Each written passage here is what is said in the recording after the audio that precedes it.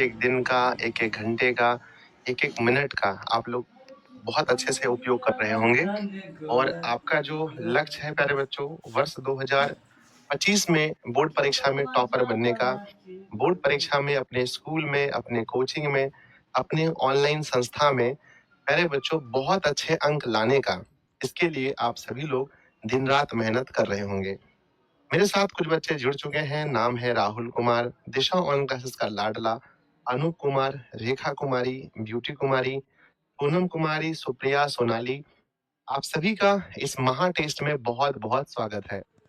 मेरे प्यारे बच्चों, जैसा कि आप लोग जानते हैं, हर संडे हमारा एक महा टेस्ट होता है जिसमें हम लोग सभी विषयों के ऑब्जेक्टिव प्रश्नों को देखते हैं। बच्चों, क्लास 10th बिहार बोर्ड परीक्षा 2025 संडे स्पेशल महा टेस्ट, कौन बनेगा विनर। अरे बच्चों, हमने सोचा है कि सब्जेक्टिव के साथ साथ, माफ कीजिएगा, ऑब्जेक्टिव के साथ साथ हम बहुत ही जल्दी आपके लिए सब्जेक्टिव टेस्ट को भी लॉन्च करें। तो प्यारे बच्चों, क्या आपको लगता है कि ऑब्जेक्टिव के साथ साथ संडे को सब्जेक्टिव टेस्ट भी होना चाहिए? एक बार हाँ या ना लिखकर भेजेंगे सभी लोग बहुत तेजी से। क्या सब्जेक्टिव टेस्ट भी हमारा होना चाहिए? यस गुरुजी, यस यस यस, बहुत बढ़िया। आप लोगों का मानना है कि सर सब्जेक्टिव टेस्ट भी होना चाहिए। बच्चों, हम लोग बहुत सारी बातें करेंगे, उसके पहले श्री गणेशाय नमः। गणेश जी का आशीर्वाद जीवन में बच्चों बहुत बहुत बहुत जरूरी है। और आगे बढ़ते हैं, सॉरी, आगे बढ़ते हैं बच्चों। नेक्स्ट है, आप लोग जिस बैच में पढ़ रहे हैं और आपका जो लक्ष्य है वो क्या है? वो है बच्चों ड्रीम 450 प्लस, है ना। हर बच्चे का सपना है कि 450 प्लस अंक हमें लेकर के आना है। बच्चों, क्या आपको पता है ये टेस्ट नंबर कौन सा है? साप्ताहिक टेस्ट की अगर हम बात करें तो पहले हम एक मोटिवेशन पैरा सा कहते हैं, आपकी आज गवाई हुई नींद आपको कल अच्छे से सोने का मौका देगी। यानी बच्चों, हम लोग जो मेहनत करते हैं ये मेहनत प्यारे बच्चों, अगर हम आज रात को मान के चलो कि हम नहीं सोते हैं, तो समझो कि आज जो हम नहीं सोए हैं, तो फिर कभी ना कभी ऐसा रात जरूर आएगा जब हम बहुत अच्छे से सोएंगे। ठीक है, तो बच्चों बताओ, ये टेस्ट नंबर कौन सा है? प्लीज मुझे कमेंट बॉक्स में लिखेंगे। सबसे पहली बात कि ये टेस्ट नंबर कौन सा है? टेस्ट नंबर कौन सा है बताइए, टेस्ट नंबर। ठीक है, सभी बच्चों ने लिखा है गुरुदेव। ये टेस्ट नंबर हमारा 5वां है। वेरी गुड, बहुत सुंदर बहुत सुंदर। टेस्ट नंबर कौन सा है? 5वां है। बच्चों, मैं आप लोगों से पूछना चाहता हूँ, क्या आप लोगों ने ऑल टेस्ट दी हैं? जिन बच्चों ने सभी टेस्ट यानी ऑल टेस्ट को दिया है, वो लोग कमेंट बॉक्स में प्यारे बच्चों एक बार प्यारा सा दिल बनाकर भेजेंगे कि गुरुदेव हमने सारा टेस्ट दिया है। आपका test number 1, test number 2, test number 3, test number 4, हमने सारे टेस्ट दिए हैं और आज हम लोग टेस्ट नंबर 5 पर आ चुके हैं। एक बच्चा कह रहा है नहीं दिए हैं सर। कोई दिक्कत नहीं बच्चों, प्लेलिस्ट पर हमारी वीडियो रखी हुई है, आप जाकर के आप चाहें तो उन टेस्ट को भी फिर से दे सकते हैं। ठीक है, दिल का नीचे देख सकते हैं पूरा जवाबरा भर चुका है, पूरा दिल दिल दिल भर चुका है आज। बहुत सुंदर बहुत सुंदर। ठीक है, मैं नहीं दिया हूँ गुरुदेव, हम भी नहीं दिए हैं सर। ठीक है, जिन लोगों ने नहीं दिया है आप जाकर के जरूर दे दें। हर संडे टेस्ट होता है, प्लेलिस्ट में जाकर के देख सकते हैं। बच्चों चलिए, अब हम बात करते हैं कि इस क्लास को, आपको इस टेस्ट को अधिक से अधिक लोगों तक शेयर करना है। अभी स्टार्ट भी नहीं हुआ है और देख रहे हैं लगभग 2000 लोग जुड़ने वाले हैं, 1800 के आसपास जुड़ चुके हैं। तो सब लोग इस टेस्ट को पहले शेयर कीजिए। चलिए, आपको दिखाना है power of Disha online classes. Disha family वाले कितने मजबूत हैं मेरे बच्चे। जल्दी से पावर ऑफ DOC आपको दिखाना है और इस क्लास को शेयर करना है। मिनिमम स्टार्ट होने से पहले बच्चों 2 के प्लस बच्चे कम से कम जुड़ने चाहिए, तब मैं इस क्लास को स्टार्ट करता हूँ। टेस्ट को जल्दी से फटाफट सब लोग अपने अपने दोस्तों में शेयर करेंगे बहुत फास्टली। सर सब टेस्ट देंगे सर, आप टेस्ट देंगे, बहुत अच्छी बात है। बच्चों जल्दी जल्दी से सब लोग क्लास को शेयर करेंगे। 1900 लगभग जुड़ चुके हैं लोग। मैंने बोला कम से कम 2000 प्लस बच्चे जुड़ेंगे। बच्चों अब बताओ, ये बिहार में सबसे बड़ा टेस्ट है या नहीं? क्या किसी कोचिंग में, क्या किसी कोचिंग संस्थान में, या कहीं स्कूल में, या कहीं ऑनलाइन संस्था में भी बच्चों, अभी वर्तमान बिहार में हम बात करते हैं, क्या इतने बच्चे एक साथ कहीं टेस्ट देते हैं? बोलो हाँ या ना। तो आप सभी का जवाब हुआ नहीं सर, क्योंकि अपना जो परिवार है, दिशा फैमिली, वो अभी सबसे मजबूत है। सबसे अधिक बच्चे यहीं पर टेस्ट लगाने आते हैं और डेली पढ़ने भी यहीं आते हैं। डेली पढ़ने भी इसी प्लेटफॉर्म पर आते हैं और टेस्ट लगाने भी इसी प्लेटफॉर्म पर आते हैं। ये वर्तमान में बच्चों हिंदी माध्यम में, बिहार ही नहीं बच्चों, बिहार ही नहीं, इंडिया में सबसे अधिक बच्चे हिंदी माध्यम में क्लास 10th में यहाँ जुड़ते हैं। 10th में मेरे बच्चे, हम हिंदी मीडियम की बात करते हैं, हिंदी मीडियम की। इंग्लिश मीडियम में बहुत बड़े बड़े, है ना, बहुत ज्यादा बच्चे कहीं कहीं और भी जुड़ते हैं। हिंदी मीडियम में बच्चों ये पूरे इंडिया में मुझे लगता है सबसे अधिक बच्चे यहाँ पर जुड़ते हैं। चलिए, बहुत दिनों से आप लोग कहते हैं गुरुजी आप हम लोगों से बातचीत नहीं करते, तो चलिए आप एक बार प्यार से बातचीत करते हैं। आप सभी को बच्चों एक बार फिर से आप सभी को बहुत बहुत बधाई। कल हम जीत गए बच्चों, है ना, कल हम जीत गए, इसके लिए आप सभी को बधाई हो। ठीक है ना, आप सभी को मेरे बच्चे बधाई, बधाई हो मेरी ओर से। कॉन्ग्रेचुलेशन मेरे बच्चे। खेल जगत में अपने भारत का, अपना भारत का नाम रोशन हुआ।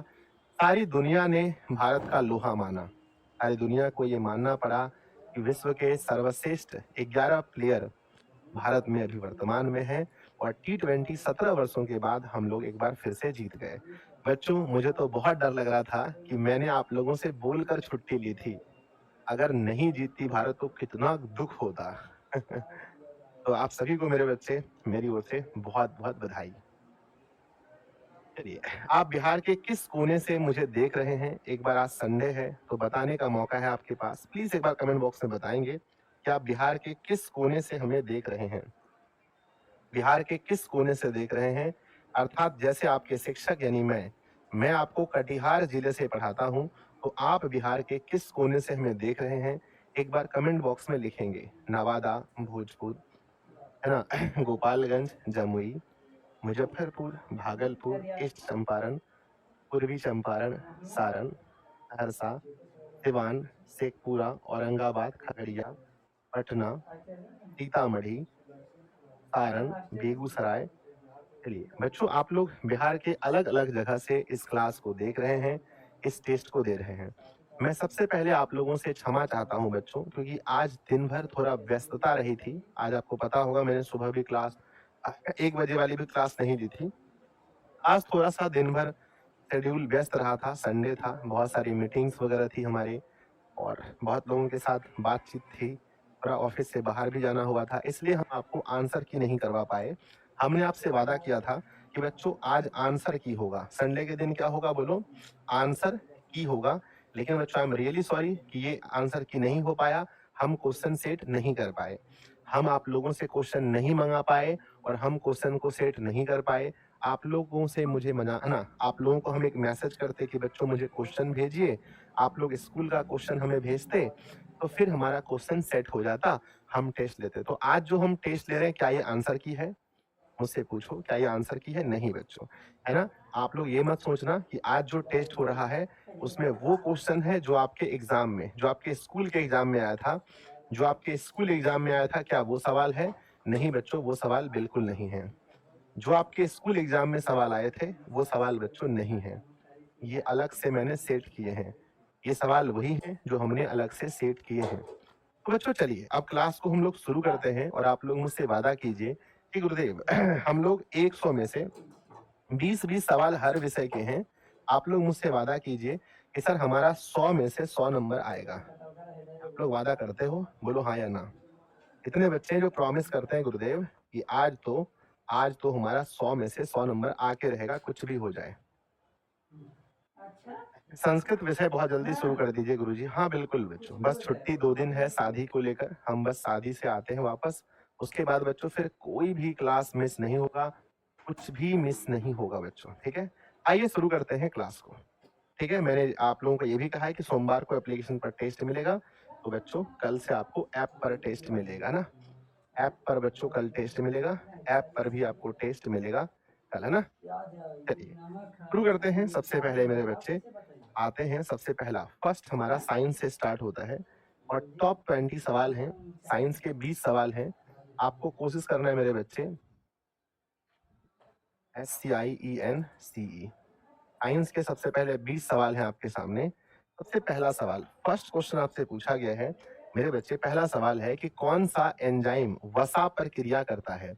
बच्चों हम लोग जब चैप्टर पढ़ रहे थे हमने आपको बताया था कि कौन सा ऐसा एंजाइम है जो वसा पर क्रिया करता है। तो बच्चों याद कीजिए, हमने पढ़ा था कि हमारा जो पेप्सिन है मेरे बच्चे, पेप्सिन की अगर हम बात करें तो ये प्रोटीन का पाचन करता है, ये प्रोटीन पर क्रिया करता है पेप्सिन। लेकिन पेप्सिन या ट्रिप्सिन ये दोनों का काम है प्रोटीन पर क्रिया करना। लेकिन बच्चों लाइपेज के बारे में आपने पढ़ा होगा, लाइपेज जो होता है वो वसा पर क्रिया करता है। Option number C. अगर आपने ऑप्शन नंबर सी चुना है तो बिल्कुल सही है। ठीक है, आगे बढ़ते हैं। संदेश भाई, संदेश भाई,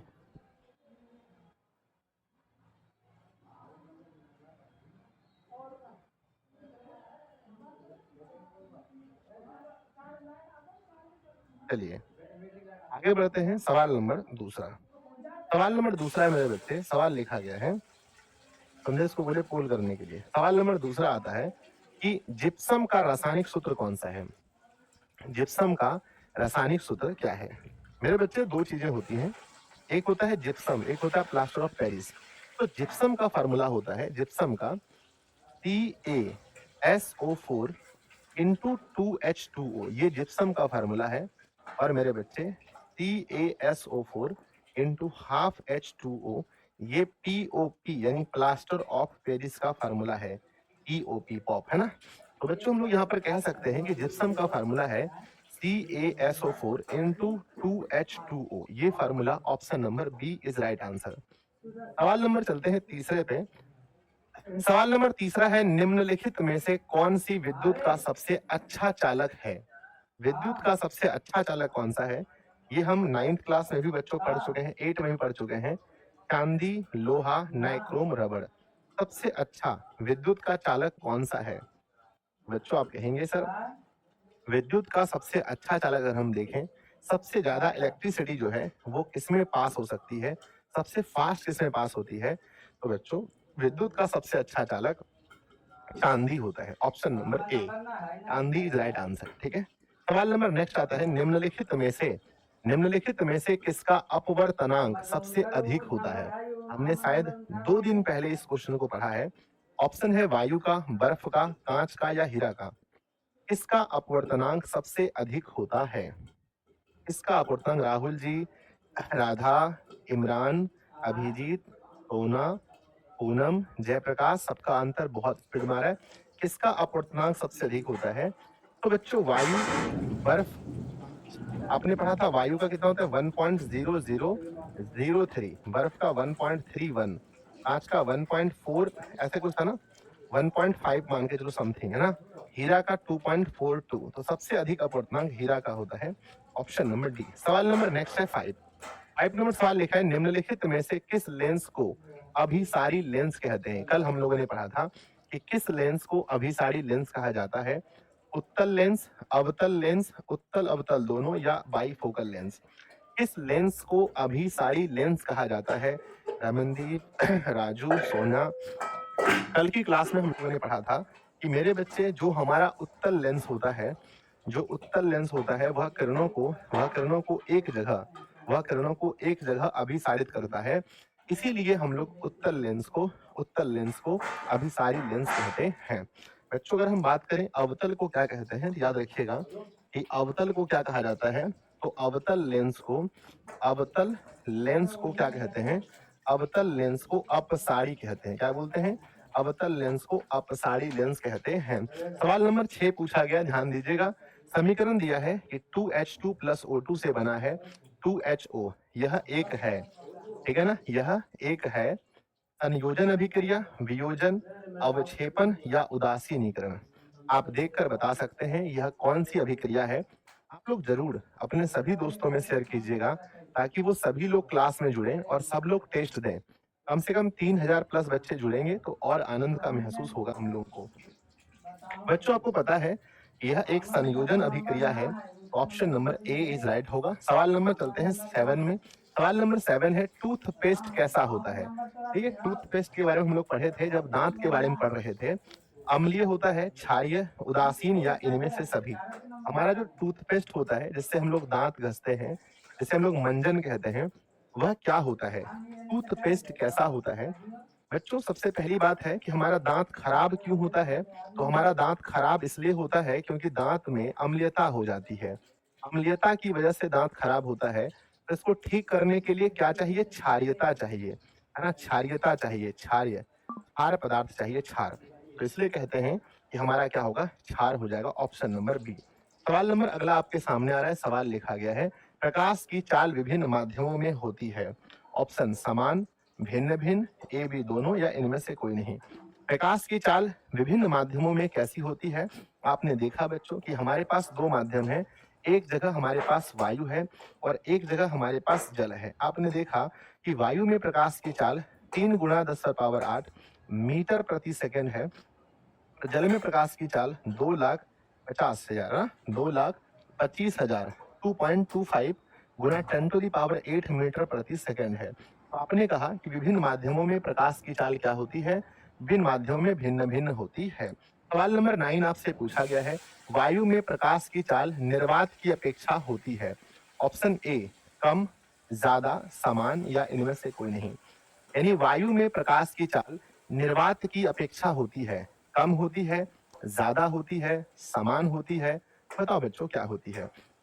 आप कहेंगे गुरुदेव, सबसे अधिक अगर प्रकाश की चाल कहीं पर है, स्पीड ऑफ लाइट अगर कहीं पर है, तो सबसे अधिक होती है निर्वात में। निर्वात के बाद होता है कम। निर्वात से कम होता है कहां पर? वायु में। और वायु से कम होता है जल में। तो मेरे बच्चे, हम कह सकते हैं कि सवाल पूछा गया है, वायु में प्रकाश की चाल निर्वात की अपेक्षा कैसी होती है? तो मेरे सभी बच्चे कहेंगे कम होती है, कम, है ना? सवाल नंबर 10 पूछा गया है। सवाल नंबर 10 है, स्वपोषी पोषण के लिए आवश्यक है क्लोरोफिल, कार्बन डाइऑक्साइड तथा जल, सूर्य का प्रकाश, या इनमें से सभी।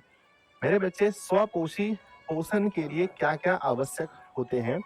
क्लोरोफिल, कार्बन डाइऑक्साइड, सूर्य का प्रकाश, इनमें से सभी। तो बच्चों, हम लोग पढ़े थे, है ना, कि इनमें से सभी चीजें, ऑप्शन नंबर डी जितने बच्चों ने चूज किया है, सभी चीजें आवश्यक हैं। यहाँ पर हमने बहुत कुछ सीखा था कि बच्चों, ये जो स्वपोषण होता है, यानी कि इसके लिए हमें सब कुछ चाहिए, है ना? और बच्चों, स्वपोषी जो पोषण है वो किस विधि द्वारा भोजन बनाते हैं?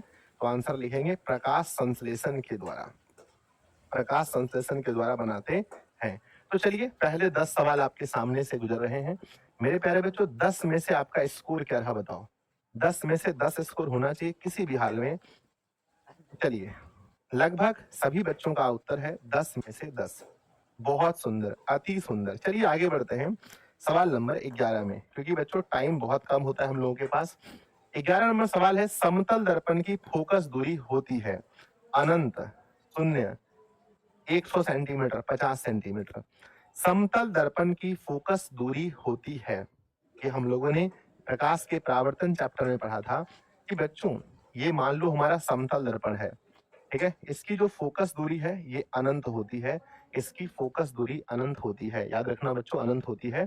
अगर हम बात करते हैं अवतल के फोकस दूरी की, तो अवतल का फोकस कैसा होता है? अवतल का फोकस बताओ कैसा होता है? सर, अवतल का फोकस नेगेटिव होता है, नेगेटिव। और मेरे बच्चे, उत्तल का फोकस कैसा होता है बताओ? उत्तल का फोकस, तो सर उत्तल का फोकस होता है ना, है ना, पॉजिटिव, यानी कि धनात्मक, धनात्मक होता है। ये बातें याद रखेंगे। सवाल नंबर 12 पूछा गया है, अवतल दर्पण के सामने वस्तु को कहाँ रखा जाए ताकि प्रतिबिंब उल्टा, वास्तविक और समान आकार का बने? ये सवाल हमने कल भी आप लोगों से पूछा था। बहुत प्यार से आप लोगों ने इसका जवाब दिया था कि हम अवतल के सामने वस्तु को कहाँ रखें कि हमारा प्रतिबिंब समान आकार का बने, हमारा फोटो सेम साइज का बने। बच्चों, आप लोगों ने कहा था गुरुदेव, ध्रुव पर, अनंत पर, वक्रता केंद्र पर, फोकस पर। ठीक है, तो हमारा राइट आंसर क्या होगा? हमारा राइट आंसर होगा वक्रता केंद्र पर, ऑप्शन नंबर सी, वक्रता केंद्र पर। सवाल नंबर 13 पूछा गया है। सवाल नंबर 13 है आपसे, सोना की परमाणु संख्या है 29, 89, 79 या 39। सोना, जिसे हम लोग, जिसका संकेत AU होता है, संकेत AU होता है। मेरे बच्चे, अब पूछा गया है जो सबसे सबसे तन्य है, सोने की अगर हम बात करें ये सबसे तन्य है। सबसे तन्य कहने का मतलब ये है कि हम इसके सबसे पतले पतले तार खींच सकते हैं। सोने को पीट कर बहुत पतला बनाया जा सकता है। सोना बहुत तन्य होता है बच्चों, है ना। 1 ग्राम सोने से पता है कितना लंबा तार खींच सकते हैं? 1 ग्राम सोने से, याद रखिएगा, 2 किलोमीटर लंबा तार, 2 किलोमीटर लंबा तार खींच सकते हैं। इसकी परमाणु संख्या कितनी होती है? 79 बच्चों। कितनी होती है? 79। Option number C. सवाल नंबर नेक्स्ट पूछा है मेरे बच्चे। सवाल है, निम्नलिखित में कौन ऑक्सीकरण क्रिया नहीं है? निम्नलिखित में से कौन ऑक्सीकरण की क्रिया नहीं है? ऑप्शन है बच्चों, दहन, श्वसन, भोजन का पचना या अवक्षेपन। इनमें से कौन ऑक्सीकरण की क्रिया नहीं है, मतलब किसमें ऑक्सीजन की आवश्यकता नहीं है? तो मेरे बच्चे कहेंगे, गुरुदेव दहन में ऑक्सीजन चाहिए, श्वसन में भी चाहिए, भोजन को पचाने में भी चाहिए, लेकिन अवक्षेपन में नहीं चाहिए। सवाल नंबर अगला पूछा गया है, ऑक्सीजन की संयोजकता है ना। बहुत बेसिक क्वेश्चन है, इट इज वेरी बेसिक, है ना, बहुत बेसिक सवाल है। 1 है, 0 है, 2 है, 3 है। ऑक्सीजन की संयोजकता कितनी है? बच्चों, एक होता है परमाणु संख्या, एक होता है संयोजकता। परमाणु संख्या की बात करें तो ऑक्सीजन की परमाणु संख्या कितनी होती है? तो परमाणु संख्या होती है मेरे बच्चे, परमाणु संख्या होती है 8 ऑक्सीजन। अब ऑक्सीजन का इलेक्ट्रॉनिक विन्यास करते हैं, पहले कक्ष में 2 और दूसरे कक्ष में 6। मेरे बच्चे, जब 4 से अधिक हो तो 8 में से 6 घटाना करके 2 निकालते हैं। तो बच्चों कहते हैं कि ऑक्सीजन की संयोजकता 2 होती है। ऑप्शन नंबर आपका सी हो जाएगा, 2। सवाल नंबर पूछा गया है 16। सवाल है, आभूषण बनाने वाला सोना होता है। आभूषण बनाने वाला सोना होता है। मेरे बच्चे, आपसे ये नहीं पूछा है कि ये नहीं पूछा है आपसे कि शुद्ध सोना कितने कैरेट का होता है। बस आपसे ये पूछा है आभूषण बनाने वाला जो सोना है वो होता है। ऑप्शन ए 24 कैरेट का, 16 कैरेट का, 22 कैरेट का या 15 कैरेट का। बच्चों, 2 तरह के सवाल पूछे जाते हैं बोर्ड परीक्षा में। अगर आपसे पूछा जाए कि शुद्ध सोना, है ना, शुद्ध सोना पूछा जाए, शुद्ध सोना, तो कहना बच्चों शुद्ध सोना होता है 24 कैरेट का। लेकिन आभूषण के लिए अगर पूछा जाए तो आभूषण के लिए 24 कैरेट का सोना नहीं चाहिए, उसमें 2 कैरेट अन्य पदार्थों को मिलाया जाता है। तो मेरे सभी बच्चों को याद होना चाहिए कि गुरुदेव यहाँ 22 कैरेट ही सही उत्तर होगा। 22 कैरेट, है ना, बाकी उसमें चांदी, तांबा, पित्तल और कुछ वगैरह सब मिलाया जाता है। सवाल नंबर 17 पूछा गया है मेरे बच्चे कि मानव आहार नाल का सबसे लंबा भाग कौन सा है? अमाशय, छोटी आंत, ग्रास नली या बड़ी आंत। मानव आहार नाल का हम लोग पढ़े थे बायोलॉजी वाले चैप्टर में कि मानव आहार नाल का सबसे लंबा भाग कौन सा होता है? मानव आहार नाल का सबसे लंबा भाग आप लोग याद किए होंगे, हमारा छोटी आंत मानव आहार नाल का सबसे लंबा भाग होता है। सवाल नंबर 18 पूछा गया है, निम्नलिखित में कौन सा पदार्थ लेंस के लिए प्रयुक्त नहीं किया जा सकता है? इसमें कौन सा ऐसा पदार्थ है जिससे हम लोग कभी भी लेंस बनाने में उपयोग नहीं कर सकते हैं? जल, कांच, पीतल, इनमें से कोई नहीं। मेरे बच्चे माफ कीजिएगा, यहाँ पीतल जहाँ लिखा है यहाँ मिट्टी लिखा रहता है। जहाँ पीतल है यहाँ क्या रहता है? मिट्टी, ऐसे भी, है ना, मिट्टी। मेरे बच्चे बताओ, मिट्टी लिखा रहता है ऑप्शन में। निम्नलिखित में से कौन सा पदार्थ लेंस के लिए प्रयुक्त नहीं हो सकता है? ऐसे अगर मिट्टी नहीं भी है, अगर पीतल भी है तो कोई दिक्कत नहीं। ऑप्शन नंबर सी, हम लोग मिट्टी का प्रयोग लेंस बनाने में किसी भी तरह से नहीं कर सकते। सवाल नंबर 19 पूछा गया है। 19 नंबर, अवतल दर्पण की फोकस दूरी होती है। ऑप्शन दिया गया है ऋणात्मक, धनात्मक, धनात्मक ऋणात्मक दोनों या शून्य। अवतल दर्पण की फोकस दूरी होती है, कल हम लोग लेंस के बारे में भी पढ़ रहे थे, बहुत अच्छे से हमने देखा था कि अवतल दर्पण जो होता है उसकी जो फोकस दूरी होती है वो नेगेटिव होती है, नेगेटिव होती है। अंत भला तो सब भला। मनुष्य के आहार नाल में अवशेषी अंग कौन सा है? ठीक है ना, कोलन, अपेंडिक्स, सीकम, डायरिया। मानव के क्या पूछा है ना, मानव के, मनुष्य के आहार नाल में अवशेषी अंग कौन सा है? कोलन, अपेंडिक्स, सीकम या डायरिया। मेरे बच्चे सीकम के बारे में हम लोग पढ़े थे कि छोटी आंत और बड़ी आंत जहां ज्वाइन होता है उसको हम लोग सीकम कहते हैं। उत्तर सही उत्तर होगा मेरे बच्चे अपेंडिक्स। क्या होगा? अपेंडिक्स। और इसी के साथ आप लोगों का साइंस में बहुत ही प्यारा, बहुत ही आसान, बहुत ही इजी आपके टोटल 20 प्रश्नों का ये सफर समाप्त होता है। और मैं संदेश भाई से कहना चाहता हूं, संदेश भाई प्लीज पोल कीजिए, जिसमें बच्चों से आप पूछिए कि उनका कितना सही हुआ है। जल्दी प्लीज पोल कीजिए कि 20 में से मेरे प्यारे प्यारे बच्चों ने कितना सही किया है। जल्दी जल्दी संदेश भाई पोल कीजिए फटाफट। मेरे बच्चे आप लोगों से भी रिक्वेस्ट है कि एक बार आप सभी लोग क्लास को शेयर जरूर कीजिएगा। मेरे बच्चे आप सभी लोग शेयर जरूर कीजिएगा, आप लोगों से रिक्वेस्ट है कि सब लोग शेयर कीजिएगा जल्दी से। आइए आगे बढ़ जाए। अब शुरू होता है यहाँ से 20/20। बहुत सारे बच्चों का आंसर है कि सर 20/20 आया है। वाह बहुत सुंदर। चलिए अब आगे बढ़ते हैं और आगे हम लोग देखते हैं सोशल साइंस को। सोशल साइंस मेरे बच्चे जैसा आप लोगों ने 20/20 साइंस में किया है, आपको सोशल साइंस में भी 20/20 सही करना है। ठीक है ना? क्या करेंगे आप लोग? सही बताओ, क्या सोशल साइंस में भी 20/20 नंबर आएगा आज? हाँ या ना बताओ जल्दी से। यस और नो? 20/20 आएगा? चलिए भाई आना चाहिए 20/20 सभी का। पहला सवाल पूछा गया फर्स्ट सवाल है आपसे कि बॉल सेविक क्रांति कब हुई थी? बॉल सेविक क्रांति कब हुई थी? आपके सामने 4 ऑप्शन है, फरवरी, नवंबर, अप्रैल या जुलाई। ठीक है, तो बच्चों बॉल सेविक क्रांति आप लोग याद रखे होंगे जो नवंबर 1917 में हुआ था। Option number B. सवाल नंबर अगला पूछा गया है, प्राणियों के शरीर में कितना प्रतिशत जल मात्रा निहित होती है? प्राणियों के शरीर में कितना प्रतिशत जल की मात्रा निहित होती है? ऑप्शन आपके सामने दिए गए हैं 65, 55, 60, 65, 70। सही उत्तर मेरे बच्चे 65% होगा।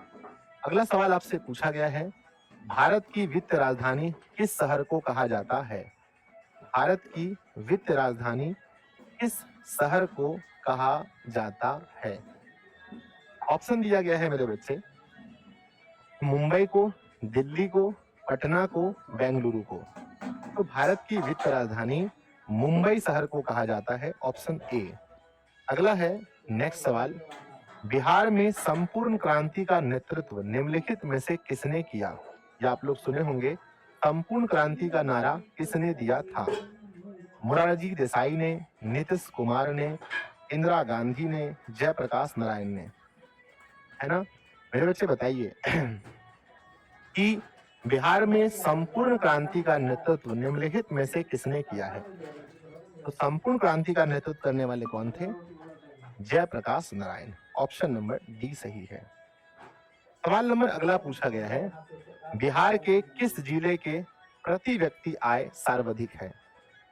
बिहार के किस जिले की प्रति व्यक्ति आय सर्वाधिक है? ऑप्शन पटना, गया, देवघर, नालंदा। बिहार के किस जिले के प्रति व्यक्ति आय सबसे अधिक है? तो बच्चों हम लोग पढ़े थे कि बिहार के पटना जिले की आय सबसे अधिक है। सवाल नंबर 6 पूछा गया है, भारत का केंद्रीय बैंक कौन सा है? Option reserve bank of India, state bank of India, क्षेत्रीय ग्रामीण bank, Punjab national bank. Bharat का केंद्रीय बैंक कौन सा है? बच्चों लिखेंगे भारत का केंद्रीय bank reserve bank of India है, आरबीआई। क्या बता सकते हैं आरबीआई की स्थापना कब हुई थी? मेरे बच्चे कोई बता सकता है कि आरबीआई की स्थापना कब हुई थी? प्लीज कमेंट बॉक्स में लिखेंगे। सबसे पहला कि आरबीआई की स्थापना कब हुई थी? रिजर्व बैंक ऑफ इंडिया की स्थापना कब हुई थी? वर्ष 1935। वर्ष 1935 सब बच्चों ने कहा है। सवाल नंबर 7वां आपके सामने आता है।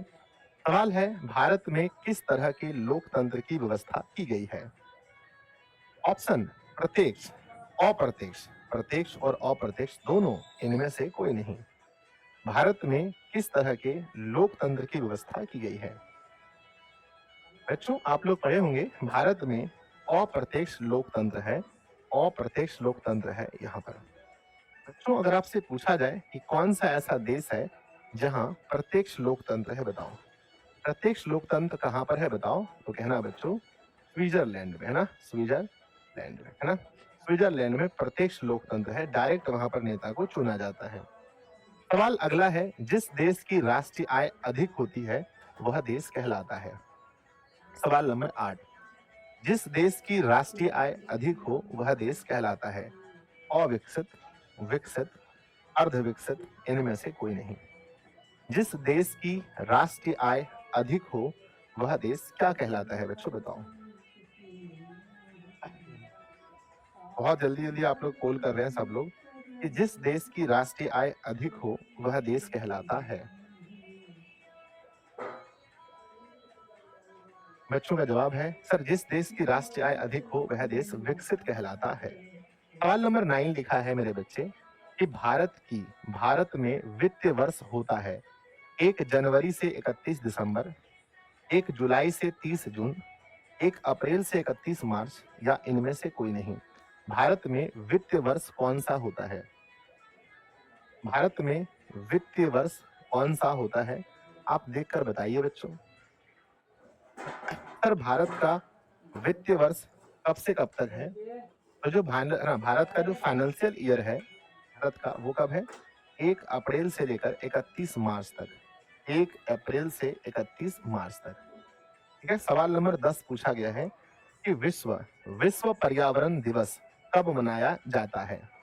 5 अप्रैल, 5 जून, 5 अगस्त, 5 अक्टूबर। विश्व पर्यावरण दिवस कब मनाया जाता है? बच्चों आज मुझे लगता है बहुत सारे बच्चे 100 में से 100 नंबर लाने वाले हैं, क्योंकि आज का लेवल जो है क्वेश्चन का बहुत सुकून है, बहुत हल्का हल्का लेवल है। विश्व पर्यावरण दिवस कब मनाया जाता है? तो बच्चों विश्व पर्यावरण दिवस कुछ दिन पहले हम लोगों ने मनाया था, 5 जून को। सवाल नंबर 11 है, निम्नलिखित में से कौन सी प्राकृतिक आपदा नहीं है? कौन सी प्राकृतिक आपदा नहीं है? सुनामी, बाढ़, है ना, हिमस्खलन या आतंकवाद। इनमें से कौन सी प्राकृतिक आपदा नहीं है? बच्चों बहुत दिनों के बाद 3000 प्लस लाइव के लिए आप सभी का मैं संजय सर दिल से बहुत बहुत आभार व्यक्त करता हूँ। ना जाने बच्चों कितने दिनों के बाद ये मौका ऐसा मिला है जब पढ़ने के लिए दिशा ऑनलाइन क्लासेस चैनल पर 3000 प्लस बच्चे जुड़े हैं। एक बार तालियां, एक बार बच्चों जोर से ताली होना चाहिए अपने फैमिली के लिए, अपने परिवार के लिए। एक बार जोर से, बहुत जोर से ताली होना चाहिए कि सर पढ़ने के लिए इस चैनल पर, टेस्ट देने के लिए इस चैनल पर बहुत दिनों के बाद 3000 प्लस बच्चे जुड़े हैं। एक बार तालियां होनी चाहिए जोर से बच्चों, बहुत जोर से। ठीक है, आई एम वेरी हैप्पी बच्चों आज, है ना, कि आप लोगों ने 3000 प्लस बच्चे जुड़े हैं। तो कौन सी मेरे बच्चे प्राकृतिक आपदा नहीं है? आतंकवाद प्राकृतिक नहीं है बच्चों। अगला सवाल देखते हैं, बहुत दिनों के बाद ऐसा हुआ है। भारतीय संविधान के अनुच्छेद 19 में देश के सभी नागरिकों को कौन सा मूल अधिकार दिया गया है? अनुच्छेद 19 में हमें कौन सा अधिकार मिला है? स्वतंत्रता का अधिकार, समानता का अधिकार, संवैधानिक उपचार का अधिकार, या इनमें से कोई नहीं। मेरे बच्चे हमारे संविधान के अनुच्छेद 19 में हमें कौन सा अधिकार मिला है? तो हमारे संविधान के अनुच्छेद 19 में बच्चों हमें जो अधिकार मिला है वो समानता का अधिकार मिला है। याद रखिएगा, समानता का अधिकार मिला है। Option number B, option number B, समानता ना। 19 में मेरे बच्चे समानता का अधिकार मिला है ना, फ्रीडम कह रहे हैं आप लोग, स्वतंत्रता मिला है, समानता होना चाहिए मेरे ख्याल से ना। ए होगा गुरुदेव। नहीं गुरुजी, रॉन्ग है। अनुच्छेद 19, माफ कीजिएगा, अनुच्छेद 19 हमें स्वतंत्रता देता है, माफ कीजिए बच्चों ना, अनुच्छेद 19 हमें स्वतंत्रता का अधिकार देता है। सॉरी बच्चों, सॉरी, स्वतंत्रता का अधिकार देता है। Option number A. अगला सवाल आता है मेरे बच्चे कि योजना आयोग को भंग करके कौन सा आयोग बन गया? योजना आयोग को भंग करके कौन सा आयोग बना है? नीति, वित्त, राज्य, या इनमें से कोई नहीं। मेरे बच्चे योजना आयोग को भंग करके कौन सा आयोग बना है? तो इधर वर्ष 2015 की बात है। योजना आयोग को भंग करके नीति आयोग बनाया गया है। बच्चों, योजना आयोग का गठन कब हुआ था? आप लोग कमेंट बॉक्स में लिखेंगे कब हुआ था। योजना आयोग का गठन बहुत इंपॉर्टेंट सवाल है, प्लीज लिखेंगे कब हुआ था। योजना आयोग का गठन बच्चों 1950 में हुआ था। और बच्चों नीति आयोग का गठन कब हुआ था? 2015 में। 2015 में। और दोनों के जो पदेन अध्यक्ष कौन होते हैं? दोनों के पदेन अध्यक्ष कौन होते हैं? तो मेरे बच्चे कहेंगे कि, है ना, कि बच्चों पीएम पीएम दोनों के पदेन अध्यक्ष होते हैं, प्रधानमंत्री पदेन अध्यक्ष होते हैं। सवाल नंबर 13 लिखा है मेरे बच्चे, किसने कहा बिहार के विकास के बिना भारत का विकास संभव नहीं है? Doctor APJ Abdul Kalam, Narendra Modi, doctor Rajendra Prasad, इनमें से कोई नहीं। किसने कहा बिहार के विकास के बिना भारत का विकास संभव नहीं? मेरे बच्चे बताइए, किसने कहा कि, है ना, किसने कहा कि भारत, है ना, बिहार के विकास के बिना भारत का विकास संभव नहीं? जल्दी बताइए, किसने कहा था मेरे बच्चे? तो कहते हैं सर, किसने कहा था? तो किसने कहा बिहार के विकास के बिना भारत का विकास संभव नहीं है? एपीजे अब्दुल कलाम ने। Option number A is right answer. सवाल नंबर बच्चों 15 लिखा गया है, वेदों की ओर लौटो का नारा किसने दिया था? रामकृष्ण परमहंस ने, स्वामी विवेकानंद ने, स्वामी दयानंद सरस्वती ने, इनमें से कोई नहीं। इसका यह नारा था वेदों की ओर लौटो। बहुत फेमस सवाल है। तो वेदों की ओर लौटो का नारा देने वाले कौन थे? तो बच्चों, वेदों की ओर लौटो स्वामी दयानंद सरस्वती जी ने कहा था। अगला सवाल नंबर लिखा गया है 16 नंबर में, सांप्रदायिक राजनीति आधारित होती है धर्म पर, जाति पर, क्षेत्र पर, इनमें से कोई नहीं। बच्चों, जब हम सांप्रदायिक राजनीति की बात करते हैं तो वह किस पर आधारित होती है? सांप्रदायिक राजनीति आधारित होती है किस पर? तो कहते हैं सर, सांप्रदायिक राजनीति जो होता है वो धर्म पर आधारित होता है।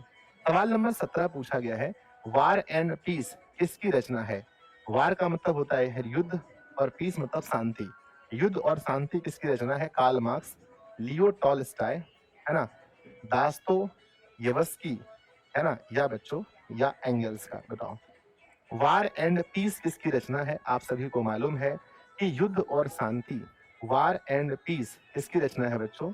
तो कहते हैं ये लियो टॉलस्टॉय की रचना है ना, वार एंड पीस मेरे बच्चे। ठीक है ना, आगे बढ़ते हैं। सवाल नंबर 18 पूछा गया है कि चावल है खरीफ फसल, रबी फसल, जायद फसल, इनमें से कोई नहीं। चावल कौन सी फसल है? चावल कौन सी फसल है आपसे पूछा गया है। तो बच्चे, बहुत ज्यादा पोलिंग में हो रहा है, 3200 बच्चे लाइव में जुड़े हैं भाई साहब। आज तो लग रहा है क्या हो गया आप लोगों को। अभी तक के टेस्ट में सबसे ज्यादा बच्चे आज की क्लास में जुड़े हैं, 3200 बच्चे लाइव क्लास में। इट इज वेरी वेरी बच्चों इन ना important moments for me. Yes, तो कहते हैं गुरुजी चावल एक खरीफ फसल है, खरीफ फसल है, ऑप्शन नंबर ए। अगला सवाल नंबर 19 में पूछा गया है, किसने कहा संसाधन होते नहीं बनते हैं? जिम्मरमैन ने, महात्मा गांधी, संदीप पांडे, इनमें से कोई नहीं। इसने कहा संसाधन होते नहीं बनते हैं। बच्चों, संसाधन होते नहीं बनते हैं ऐसा किसने कहा था? ऐसा जिम्मरमैन ने कहा था। Option number A. सवाल नंबर 20 सबसे महत्वपूर्ण, सबसे आसान, राष्ट्रीय विकास परिषद का गठन कब हुआ था? 1950, 51, 52, इनमें से कोई नहीं। राष्ट्रीय विकास परिषद का गठन कब हुआ था? आप लोग याद किए होंगे कि राष्ट्रीय विकास परिषद का गठन कब हुआ था? बच्चों, राष्ट्रीय विकास परिषद का गठन हुआ था कब? डेट बताओ। अरे वो डेट है वर्ष 1952। बच्चों, क्या वो पूरा डेट बता सकते हैं? पूरी तिथि आप बता सकते हैं? 1952 तो ठीक है, क्या आप महीना भी बता सकते हैं? कोई ऐसा स्टूडेंट जो महीना बता सकता हो, महीना कि किस महीने में हुआ था? प्लीज बताओ, है ना। हाँ, एक बच्चे ने लिखा है, नाम है स्टार ना, नाम है इस बच्चे का स्टार सर। वाओ, इतना प्यारा सा नाम रखा है स्टार सर। कहते हैं गुरुदेव ये है हमारा 6 अगस्त, 6 अगस्त 1952। चलिए बच्चों, तो प्लीज आप लोग मुझे बताएंगे कि 20 सवाल में से 20 सवाल में से एसएसटी में आपने कितना सही किया? मजा तो तब आएगा जब मैथ होगा सही। कि मैथ में बहुत सारे बच्चे डर जाते हैं। 20 में से कितना सही हुआ आपका? 20/20 मेरे बच्चे 3000 प्लस बच्चे लाइव हैं। तो प्लीज एक बार आप लोगों से रिक्वेस्ट है कि सब लोग क्लास को लाइक कर दीजिएगा प्लीज।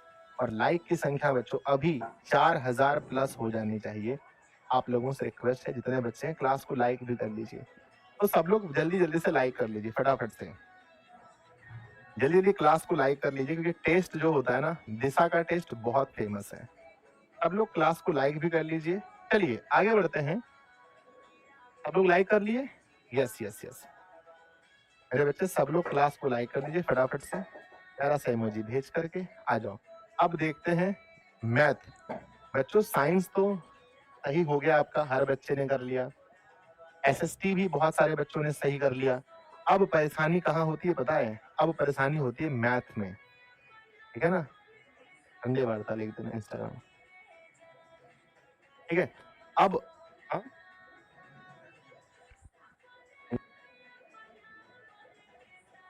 चलिए अब बात होता है बच्चों मैथ में, सबसे खतरनाक होने वाला मैथ। जो बच्चों अब देखते हैं मैथ में किस में कितना है दम। मैथमेटिक्स, सबसे पहला सवाल, फर्स्ट क्वेश्चन पूछा गया है। पहला सवाल पूछा है मेरे बच्चे कि समांतर श्रेणी सार्व अंतर क्या होगा। समांतर श्रेणी दिया गया है, इसका सार्व अंतर क्या होगा। बच्चों सार्वंतर का फार्मूला होता है a2 माइनस a1। डी बराबर पढ़ाए होंगे। तो a2 का मान है -6 माइनस a1 का मान है -10।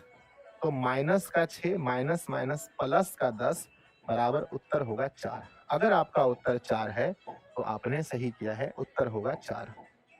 सवाल नंबर दूसरा देखते हैं। सवाल नंबर दूसरा पूछा गया है जब एपी के प्रथम पद, जब एपी के प्रथम पद 2 हैं, सार्व अंतर 3 है, तो एपी के 3 पद होंगे 2 6 9 2 5 8 2 6 10 2 5 9। जब पहला पद 2 है और सार्व अंतर 3 है, तो बताइए इसके 3 पद कौन कौन से होंगे। पहला पद 2 है और फिर सार्वंतर 3 है, 3 को 2 में जोड़ेंगे 5, फिर 5 में 3 को जोड़ेंगे 8। तो बच्चों आप कह सकते हैं कि हमारा जो 3 पद निकलेगा, हमारा जो 3 पद निकलेगा 2 5 8 होगा। सवाल नंबर अगला पूछा है समांतर श्रेणी 12वां पद पूछा गया है, एपी दिया है, इसका 12वां पद कौन सा होगा। जल्दी जल्दी से कैलकुलेशन कीजिए बच्चों। 12 पद के लिए पहले पहला पद निकालो, पहला पद है 5, फिर d बराबर फार्मूला होता है a2 माइनस a1। 8 में से जाएगा 5 तो निकला 3। अब 12वां पद पूछा है यानी a12 का फार्मूला a प्लस 11d होता है। a का मान है 5 प्लस 11 गुना d का मान है 3। पहले गुना होता है 33 और प्लस में जोड़ेंगे 5। 33 और 5 38, 38। Option number B. Option number B, सबका आंसर एक साथ मिलाओ 38 38 38। सवाल नंबर 4। सवाल नंबर 4 है समांतर श्रेणी 30वां पद बराबर होगा। 30वां पद -55 -66 -77 81। 30वां पद पूछा है, पहला पद बताओ क्या होगा। पहला पद होगा 10 और फिर d बराबर होगा a2 माइनस a1। 7 में से 10 गया, माइनस का 3 बचा। 30वां पद का मतलब है a30 बराबर a प्लस 29d। मेरे बच्चे a का मान लिखा है 10 प्लस में 29 गुना d का मान -3। 10 माइनस 87 बराबर -77। क्या आपका उत्तर -77 है? -77 है तो बताइए कि सर मेरा उत्तर -77 होगा। सवाल नंबर 5 में पूछा गया है समांतर श्रेणी का कौन सा पद 82 होगा। कौन सा पद 82 होगा मेरे बच्चे, हमने बोला था कौन सा पद 82 होगा। तो पहले a का मान निकालो 2, फिर d का मान निकालो a2 माइनस a1। 6 में से गया 2 तो 4। कौन सा पद? तो मानो nवां पद 82 होगा। हमने आपको फार्मूला पढ़ाया था कि बच्चों ए एन बराबर A plus N minus 1 into D. मान लेते हैं nवां पद 82 है, तो यहाँ रखेंगे मेरे बच्चे 82 बराबर a का मान है 2 और प्लस n माइनस 1 और d का मान है 4। 82 में से 2 घटा दीजिए बराबर n माइनस 1 गुना लिखेंगे 4। बचा 80 बराबर n माइनस 1 गुना लिखेंगे 4। 20 बार में कटेगा, 20 बराबर n माइनस 1, n बराबर 20 प्लस 1 बराबर 21, ठीक है ना। तो मेरे प्यारे बच्चों, अगर किसी का उत्तर 21 आया है, 21 आया है तो आपका सही है। 21वां पद 82 होगा। सवाल नंबर 6 पूछा गया है, यदि एपी का प्रथम पद ए सार्व अंतर डी हो और एनवा पद निम्नलिखित में से कौन सा होगा, यानी ए एन का फार्मूला पूछा है। A plus N minus 2d, A plus N minus 1 into D, A plus N D, A minus N minus 1d। तो बच्चों बताइए ए एन का फार्मूला इनमें से कौन सा है। तो आप कहेंगे सर फार्मूला होता है ए प्लस, है ना, ए एन बराबर फार्मूला होता है A plus N minus 1 into का डी। इसीलिए option number B is right answer. सवाल नंबर 7वां पूछा है, ध्यान दीजिएगा, एक्स अक्ष का समीकरण होता है। मेरे बच्चे, एक्स अक्ष का समीकरण, it is very important question कि एक्स अक्ष का समीकरण क्या होता है। बच्चों जब भी पूछा जाए एक्स अक्ष का समीकरण तो आप याद रखिएगा, एक्स अक्ष का समीकरण पूछा है इसका मतलब ये हुआ कि y बराबर 0 होगा। एक्स अक्ष के समीकरण में y बराबर 0 होता है। और सवाल अगर पूछा जाता y अक्ष का समीकरण तो क्या लिखते, है ना। y अक्ष का अगर आपसे समीकरण पूछा जाता तो आंसर क्या लिखते, तो लिखते x बराबर 0। क्या लिखते, x बराबर 0। सवाल नंबर अगला पूछा है, x बराबर -5 का आलेख कैसी रेखा होगी। x बराबर -5 का आलेख कैसी रेखा होगी, आप समझेंगे। x अक्ष के समांतर, y अक्ष के समांतर, मूल बिंदु से जाती, इनमें से कोई नहीं। तो बच्चों हम आपको पढ़ाए होंगे बहुत अच्छे से कि x बराबर -5 का आलेख कैसी रेखा होगी। x का मान दिया है तो ये 100% है, ये y के समांतर जाएगी। सवाल नंबर 9 पूछा गया है आपसे, प्रथम पद में स्थित किसी बिंदु की x अक्ष से दूरी कहलाती है भुज, कोटि, ए बी दोनों, इनमें से कोई नहीं। अब आप बताइए कि x अक्ष से दूरी कहां से पूछा है, x अक्ष से दूरी पूछा है। मेरे बच्चे x अक्ष से कोई भी दूरी, ध्यान दीजिएगा, x अक्ष से अगर हम दूरी की बात करें, x अक्ष से अगर हम दूरी की बात करें तो बच्चों क्या होता है बताइए। x अक्ष से दूरी, तो आप कहेंगे कि सर x अक्ष से अगर हम